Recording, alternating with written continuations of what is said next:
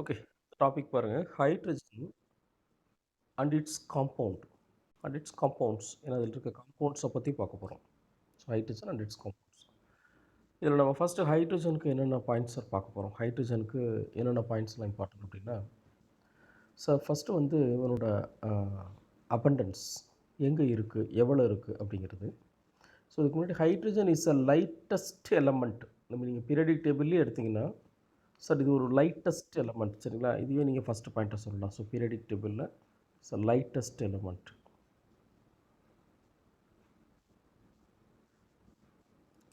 Next இவனோட abundance அப்படின்னு பார்த்தீங்கன்னா, ஆல்மோஸ்ட் 70% எங்கே இருக்கும்னா நைட்ரஜன் சரிங்களா? நைட்ரஜன் இஸ் மோஸ்ட் அபண்டன்ட் இந்த யூனிவர்ஸ்னு சொல்லுவாங்க. எவ்வளோ சார்னா யூனிவர்ஸில் வந்து எனக்கு ஆல்மோஸ்ட் 70% இருக்கும்.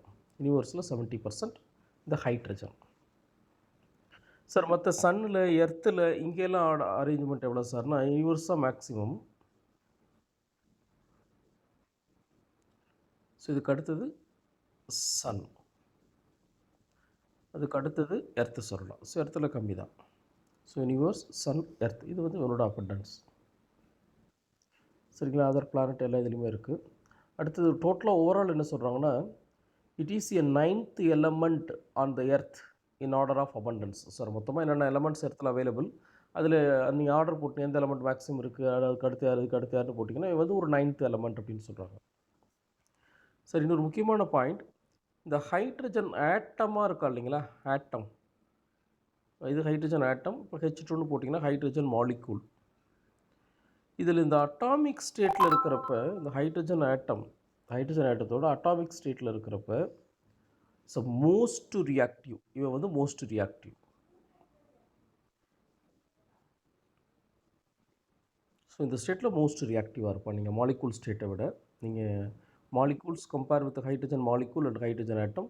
So hydrogen atom is most reactivity அதிகமாக இருக்கும். அதுக்கு என்ன சார் ரீசன்னா, சார் ஹைட்ரஜன் மாலிகுலாக கன்வெர்ட் ஆகிறப்ப எனக்கு ஒன்எஸ் அந்த பாண்ட் ஓவர்லேப்பிங் இருக்கு இல்லைங்களா? Electron overlapping. ஸோ அந்த ஓவர்லேப்பிங் எப்படி இருக்குன்னா நல்லா ஸ்ட்ராங்காக இருக்கும். So high bond dissociation energy, இந்த பாண்ட் டிசோசியேஷன் எனர்ஜி அதிகமாக இருக்கும். சார் நெக்ஸ்ட்டுக்கு இந்த ஹைட்ரஜனுக்கு ஐசோடோப் இருக்குது. ஸோ அதில் நம்ம தெரிஞ்சது தான் ஹைட்ரஜனோட ஐசோடோப் என்னென்னப்போ இருக்குது. ஸோ ஹைட்ரஜனோட ஐசோடோப்னு எடுத்திங்கன்னா இப்போ ஹைட்ரஜன் 1 இருக்குது. ஸோ அதே டியூட்ரியம் எடுத்திங்கன்னா 1 2, ட்ரைட்டியம் எடுத்திங்கன்னா 1 3. So same atomic number, different mass number. Plus atomic number சேமாக இருக்குது, எனக்கு மாஸ் நம்பர் டிஃப்ரெண்ட்டாக இருக்குது அப்படின்னா சரி இதை நம்ம என்ன சொல்லலாம், ஐசோடோப் அப்படின்னு சொல்லலாம். இதில் ஐசோடோபிக் எஃபெக்ட் அப்படிங்கிற ஒரு வேர்டு, புது வேர்டு, ஐசோடோபிக் எஃபெக்ட் சரிங்களா? அது என்ன சார் ஐசோடோபிக் எஃபெக்ட்னா, the effect which can change the physical and chemical property of the isotope is called isotopic effect. Sir ஒரு பர்டிகுலர் எஃபெக்ட் வந்து இந்த ஐசோடோப்போட ஃபிசிக்கல் கெமிக்கல் ப்ராப்பர்ட்டியை சேஞ்ச் பண்ணுச்சுன்னா சரிங்களா? நான் கண்டிப்பாக ஐசோடோப்புக்குள்ளே என்ன சார் சேஞ்ச் இருக்கும் அப்படின்னா, இந்த ஐசோடோப்பில் என்ன சேஞ்ச் இருக்குன்னா எனக்கு இந்த ஃபிசிக்கல் அண்ட் கெமிக்கல் ப்ராப்பர்ட்டிஸில் சேஞ்ச் இருக்கும்.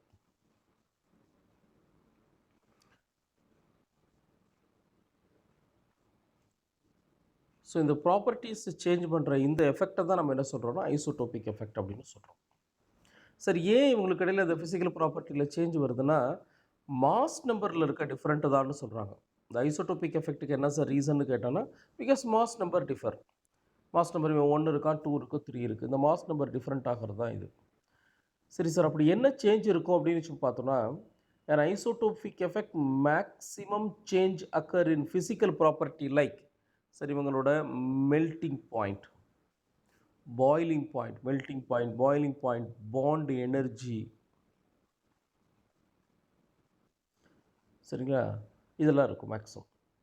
அதே இது கெமிக்கல் ப்ராப்பர்ட்டியை பொறுத்த வரைக்கும் மினிமம் சேஞ்சஸ் தான் இருக்கும் அப்படின்னு சொல்லுவாங்க. சரி, இதில் என்னென்னா ஐசோடோபிக் எஃபெக்ட் ஃபவுண்டு இந்த ஐசோடோபிக் எஃபெக்ட் அப்படிங்கிறது சரி சார். இப்போ குளோரினுக்கு எடுத்தாலும் ஐசோடோப், இப்போ ஐசோடோபிக் எஃபெக்ட் வந்து இப்போ எல்லா ஐசோடோப் இருக்கிற எலமெண்ட்டுக்குமே இருக்கா அப்படின்னா, இப்போ குளோரினில் ஐசோடோப் இருக்குது சரிங்களா? இப்போ கார்பனில் ஐசோடோப் இருக்குது. அங்கெல்லாம் எப்படி இருக்கான்னா அதுதாங்க இம்பார்ட்டன்ட்.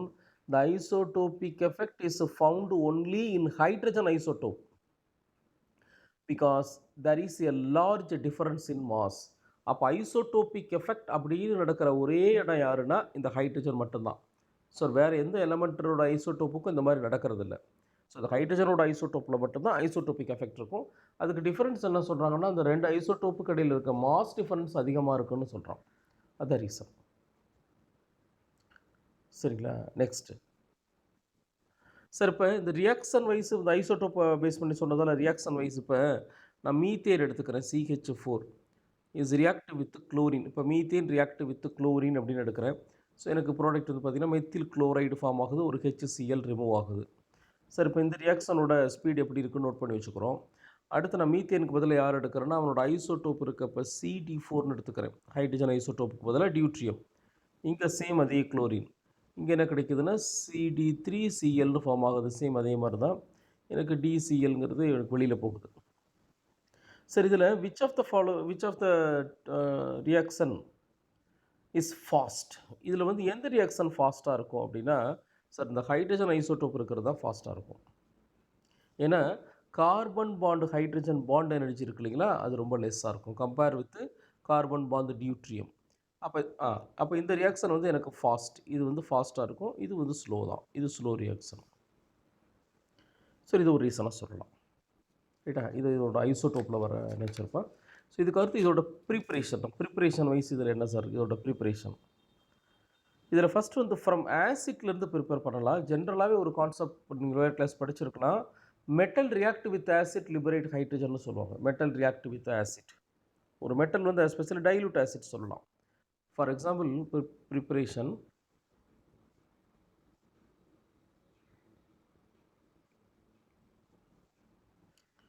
அதில் ஃப்ரம் ஆசிட் நம்ம ஃபஸ்ட்டு ஹெட்டிங் எடுக்கிறது என்னென்னா from acid.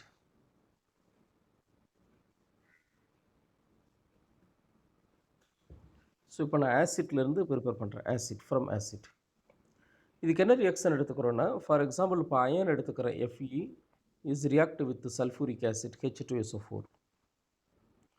So iron react with sulphuric acid. So to form ferrous sulphate. Dilute sulphuric acid தான் எடுத்திருக்கேன். இது டைலூட் தான். ஸோ எனக்கு ஃபெரஸ் சல்ஃபேட் கிடச்சிட்டு ப்ளஸ் ஹைட்ரஜன் லிபரேட் ஆகும். ஸோ இதே ரியாக்ஷன் நம்ம எலக்ட்ரோ கெமிஸ்ட்ரியில் படிச்சிருப்போம்.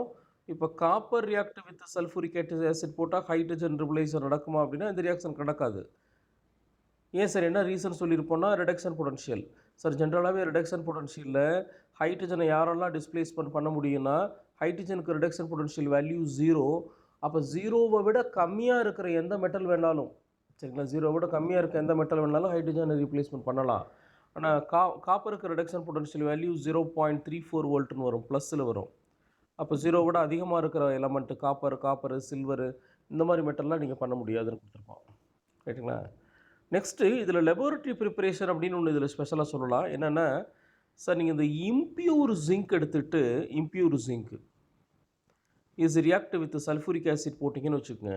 சார், இதில் நல்லா உங்களுக்கு அந்த ஈல்டு வந்து மேக்ஸிமம் இருக்குன்னு சொல்லுவாங்க. இப்போ இது வந்து ஜிங்க் சல்ஃபேட்டாக மாறிட்டு எனக்கு ஹைட்ரஜன் ஃபார்ம் ஆகும். சார், இந்த ரியாக்ஷன் பார்த்திங்கன்னா எனக்கு ஹைட்ரஜன் வந்து மேனுஃபேக்சரில் லார்ஜ் ஸ்கேல் மேனுஃபேக்சரில் அதில் வந்து அதிகமாக கிடைக்கும். சாரி, லார்ஜ் ஸ்கேலுங்கிறத விட இல்லை, இது laboratory preparation, laboratory purest form. Sir, இதில் கவனிங்க, ஏன் இந்த இம்பியூர் ஜிங்க் எடுக்கிறாங்க இதில், அது ஒரு பாயிண்ட்டாக கொஞ்சம் எக்ஸ்ட்ரா நோட் பண்ணிக்கங்க. இப்போ ஜென்ரலாக நீங்கள் மெட்டல் போட்டிங்கன்னா சல்ஃபூரிக் ஆசிட் கிடச்சிரும், ஜிங்க் போட்டாலே கிடச்சிரும். ஏன் ஜிங்க்கு பதிலாக இம்பியூர் அப்படிங்கிற வேர்டை யூஸ் பண்ணுறான் அப்படின்னா, சார், நார்மலாக கம்பேர் வித் ஜிங்க்கு, அதாவது pure zinc and impure zinc. So impure zinc is rate of reaction high. Sir, ஜிங்கில் ஒரு ஸ்பெஷல் ப்ராப்பர்ட்டி என்னென்னா, ஒரு இம்பியூர் ஜிங்கோட ரேட் ஆஃப் ரியாக்ஷன் வந்து அதிகமாக இருக்கும். அதுதான் ரீசன் அப்படின்னு சொல்கிறாங்க. இம்பியூர் ஜிங்கோட ரேட் ஆஃப் ரியாக்ஷன் அதிகம். சரிங்களா? ஓகே சார், இப்போ நம்ம ஆசிட்லேருந்து கொண்டு வரலாம். வேறு என்ன மெத்தட் சார்? ரெண்டாவது ப்ரிப்பரேஷன் சார், ஃப்ரம் அல்கலி. அல்கலினா பேஸ் எடுத்து கொண்டு வரோம். சார், இதில் நீங்கள் என்ன அல்கலி எடுக்கலான்னா, இந்த பெரிலியம், ஜிங்க்கு, அலுமினியம், சரிங்களா, பெரிலியம், ஜிங்க்கு, அலுமினியம், டின்னு, லெட்டு, சிலிக்கன். சார், இந்த மாதிரி ஆம்ஃபோட்டரிக் மெட்டல்ஸ்னு சொல்லுவாங்க. இப்போ பெரிலியம் இருக்குது, ஜிங்க் இருக்குது, அலுமினியம், எஸ்என், பிபி, எஸ்ஐ, இந்த மெட்டல்ஸுக்கெல்லாம் என்ன பேர் அப்படின்னா ஆம்ஃபோட்டரிக் மெட்டல். அதாவது acidic nature as well as basic nature. இந்த ரெண்டு நேச்சர் இருந்துச்சுன்னா அது ஆம்ஃபோட்டரிக் நேச்சர்னு சொல்லலாம். So these metal react with boiling sodium hydroxide. இந்த மெட்டலோட சோடியம் ஹைட்ராக்சைடு இல்லை பொட்டாசியம் ஹைட்ராக்சைடு போட்டு பாயில் பண்ணிங்கன்னு வச்சுக்கோங்க, இட் லிபரேட் ஹைட்ரஜன்ப்பா. நல்லா கவனிங்க சார். ஜென்ரலாகவே இந்த நீங்கள் எலமெண்ட்டை பொறுத்த வரைக்கும் sir, most of the element does not react with base. நீங்கள் டி பிளாக்லேயே எடுத்திங்கன்னா இப்போ silver does not react with base, chromium does not react with base. பேஸோட மேக்ஸிமம் ரியாக்ஷனே கிடையாதுப்பா. அப்போ பேஸோட யார் ரியாக்ட் ஆவான்னா இந்த மாதிரி ஆம்ஃபோட்டரிக் மெட்டல் மட்டும்தான் ரியாக்ட் ஆகும். அதுக்கு எக்ஸாம்பிள் பெரிலியம், ஜிங்க்கு, அலுமினியம், டின்னு, லெட்டு, சிலிக்கன். சார் இந்த மெட்டல் ஆம்ஃபோட்டரிக் நேச்சர் இருக்கிறதால இப்போ நான் இதுக்கு ஒரு சாம்பிள் பாருங்கள். இப்போ நான் ஜிங்க் எடுத்துகிட்டு react with sodium hydroxide NaOH போடுறேன். ஸோ இப்போ எனக்கு காம்பவுண்ட் சோடியம் ஜிங்கேட்டுங்கிற காம்பவுண்டு Na2ZnO4ன்னு மாறிட்டு இட் லிபரேட் ஹைட்ரஜன் எனக்கு லிபரேட் ஆகும். சரிங்களா? ஸோ இதே மாதிரி நீங்கள் அலுமினியம் எடுத்தாலும் சரி, அலுமினியம் எடுத்தீங்கனாலும் ஸோ அங்கே சோடியம் மெட்டா அலுமினேட் அப்படின்னு சொல்லுவாங்க. Aluminium Al is react with sodium hydroxide. கொஞ்சம் இது டைலூட் சொல்யூஷனாக இருந்தால் ரியாக்ஷன் நல்லாயிருக்கும். இப்போ டைலூட் எடுக்கிறப்ப இங்கே NaAlO2 ப்ளஸ் இங்கேயும் ஹைட்ரஜன் லிபரேட் ஆகும். ஸோ ஹைட்ரஜன் லிபரேட் ஆகும். பேலன்சிங் 2 ரைட்டுங்களா? இது second preparation sir. Second preparation சொல்லலாம் sir. Next react with water. Sir வாட்டரோட ரியாக்ட் பண்ணுறப்ப கிடைக்குமானா, இப்போ நீங்கள் ஃபார் எக்ஸாம்பிள் நீங்கள் மெட்டல் எடுத்துகிட்டு கோல்டு வாட்டரோட, நான் அதில் ஒரு டேட்டாஸ் இருக்குது, அதை மட்டும் சொல்கிறேன். இப்போ பாருங்கள், இந்த தேர்டு ப்ரிப்பரேஷன் பாருங்கள். நீங்கள் என்ன போடுறீங்கன்னா வித் வாட்டர், நம்ம வாட்டர் எடுத்து ஹைட்ரஜனை ப்ரிப்பேர் பண்ணலாம். அதில் என்ன கண்டிஷன் அப்படின்னா, இப்போ ஃபஸ்ட்டு வந்து வித் கோல்டு வாட்டர் அப்படின்னு எடுத்துக்கிறேன். With cold water. இந்த கோல்டு வாட்டர்னால் என்ன டெம்பரேச்சர்னால் 7 டிகிரியிலேருந்து 25 டிகிரி வரைக்கும் நம்ம எடுத்துக்கலாம். அந்த ரேஞ்சை வந்து கோல்டு வாட்டர் அப்படின்னு சொல்கிறோம் சார். இந்த வாட்டரை யாரோட ரியாக்ட் பண்ணுறோன்னா lithium, potassium, barium, calcium and sodium and strontium SR. So இந்த cold water react with lithium, potassium, barium இந்த மெட்டல்ஸோட ரியாக்ட் பண்ணுறப்போ உங்களுக்கு ஹைட்ரஜன் லிபரேட் ஆகும்பா. நான் அதே வித் ஹாட் வாட்டர் எடுக்கிறேன். With hot water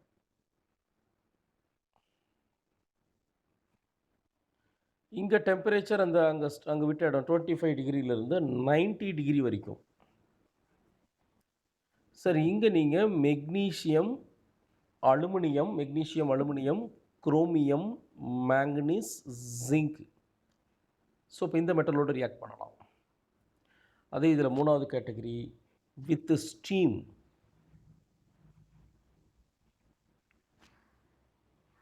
ஸ்டீம்னா sir greater than 100 degree, above 100 degree. Above 100 டிகிரியில் யாரோட சார்னா இந்த D block element Fe, cadmium, nickel, Sn and lead, Pb. பாருங்கள், அப்போ நீங்கள் கோல்டு சொல்யூஷன்னா இந்த மெட்டல், ஹாட் வாட்டர்னா எடுத்திங்கன்னா இந்த மெட்டல், நீங்கள் ஸ்டீம் மாதிரி எடுக்கிறப்ப அப்போ ஒவ்வொரு டெம்பரேச்சருக்கும் இந்த பர்டிகுலர் மெட்டல் இவங்களோடலாம் ரியாக்ட் பண்ணுறப்ப லிபரேட் ஹைட்ரஜன். இதில் வந்து ஹைட்ரஜன் வந்து லிபரேட் ஆகுது அப்படி சொல்லலாம். சரிங்களா? இது எல்லாமே லெபோரட்டரி ப்ரிப்பரேஷன் தான் சார். இதுக்கடுத்து கமர்ஷியல் ஆர் இண்டஸ்ட்ரியல் ப்ரிப்பரேஷன், அதாவது லார்ஜ் ஸ்கேல் மேனுஃபேக்சர்னு சொல்லுவோம் இல்லைங்களா, இது fourth one. So commercial or industrial preparation. Commercial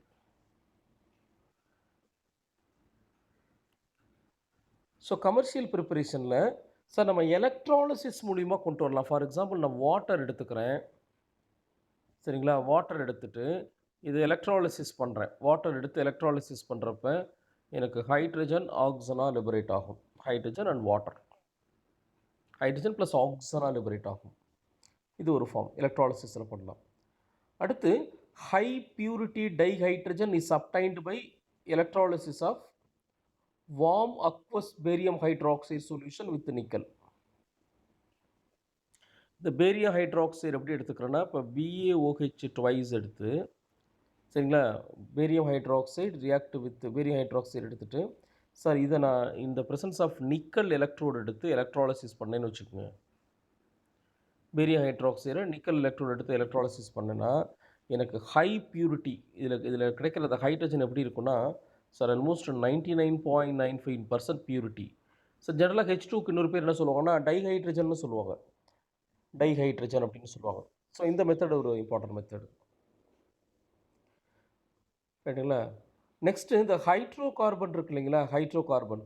நீங்க ஹைட்ரோ கார்பன கம்பசன் ரியாக்ஷன் மாரி பண்ணாலும் சரி, இல்லன்னா ஹைட்ரோ கார்பன நீங்க ஸ்டீமோட ரியாக்ட் பண்றீங்கன்னு வச்சுக்கங்க. ஹைட்ரோ கார்பன் எடுத்துட்டு ஃபார் எக்ஸாம்பிள் இப்போ மீத்தேன் இருக்கு CH4. So methane react with steam. நான் வாட்டரோட ரியாக்ட் பண்ணுறேன். மீத்தேன் ரியாக்ட் வித் ஸ்டீம் வாட்டரோட போட்டிங்க அப்படின்னா, ஸோ இதில் என்ன கிடைக்கும் உங்களுக்கு பார்த்தீங்கன்னா, carbon monoxide and liberate hydrogen. So carbon மோனாக்சைடும் ஹைட்ரஜனும் லிபரேட் ஆகும். இது யாருன்னா ஸ்டீம். ஸோ இதுலேயும் கொண்டு வரலாம். சார் இது இல்லாத ஒரு சில இந்த நேம் ரியாக்ஷன் ஃபேமஸ் கொஷின் கேட்கக்கூடிய ஏரியா கமர்ஷியல் ப்ரிப்பரேஷனில் இந்த போஸ் ப்ராசஸ்ன்னு சொல்லுவாங்க.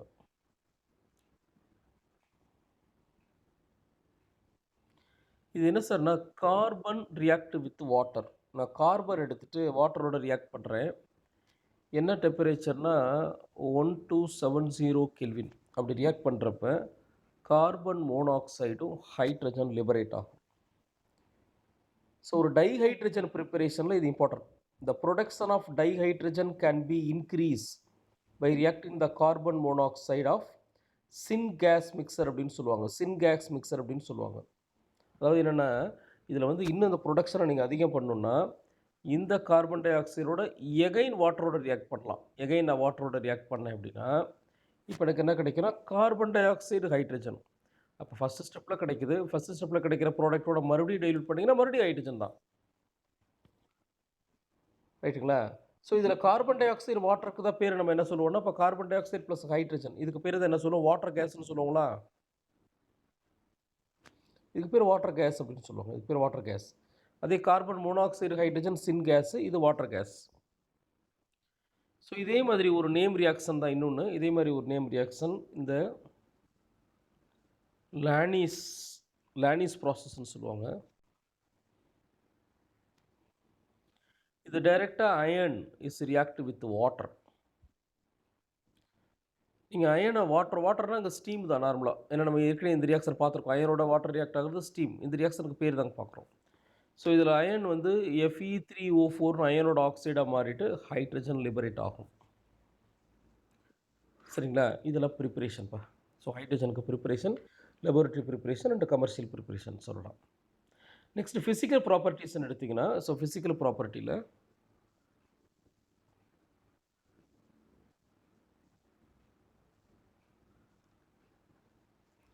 அதில் hydrogen is a lightest colourless odourless and tasteless எல்லாம் டேஸ்ட்லெஸ் அப்படின்னு சொல்லலாம். ஏன்னா ஹைட்ரஜன் வந்து பார்த்திங்கன்னா சார் ஹைட்ரஜன் வந்து ஸோ லைட்டஸ்ட் ஏன்னா வெயிட் ரொம்ப கம்மி லைட்டஸ்ட்டு கலர்லெஸ் அதேமாதிரி odourless and tasteless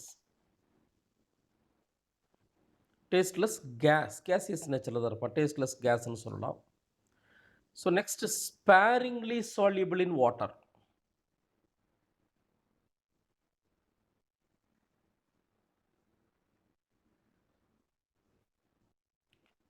it is inflammable and less reactive. இது வந்து ஒரு இன்ஃப்ளேமபிள்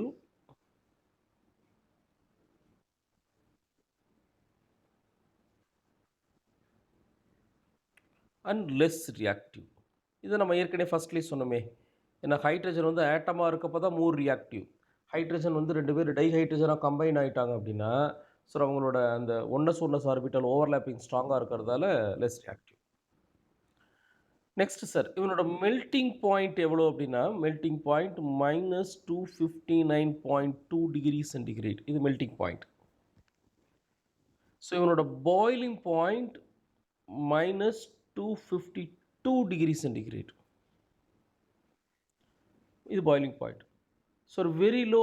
இது பாருங்கள் இந்த வேல்யூ வந்து ரொம்ப லோ வேல்யூவாக இருக்குது. இது எது சார் இண்டிகேட் பண்ணுதுன்னா லெஸ் இன்டர்மாலிகுலர் அட்ராக்ஷன்.